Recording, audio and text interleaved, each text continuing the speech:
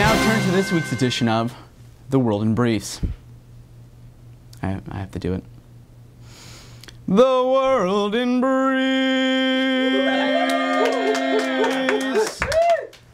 I'm not doing that again. This week in Athens, Greece, a monk was detained at an airport after security discovered the skeleton of a nun in his luggage.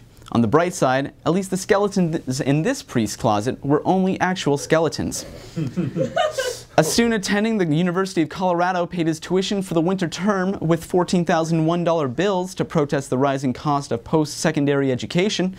While school officials stated that they sympathized with his cause, they urged him to find a job other than stripping as a means to finance his education. A study which analyzed students from universities across the U.S. has shown that after 4 years of education, 36% of all students did not demonstrate any significant improvement in learning. Woo! Now, as a student at Queens, I can only speak for myself when I say that in the short time I've spent at this school, I've learned a tremendous amount in a variety of fields. Physics, for example, I've learned about the necessary amount of force it takes to flip someone's car. Very little. The exact formula for trapping and killing ghetto bugs, 2 parts peanut butter, 1 part Raid. Politics, the worst time to voice one's political beliefs, a Remembrance Day ceremony.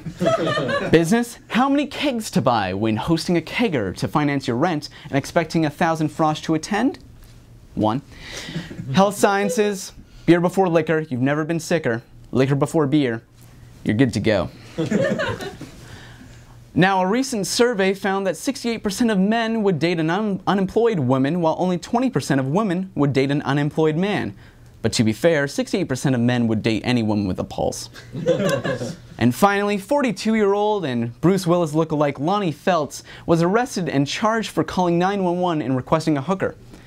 To be fair, the hooker hotline really should have chosen a better number than 912. And that concludes this week's The World in Briefs. Woo indeed.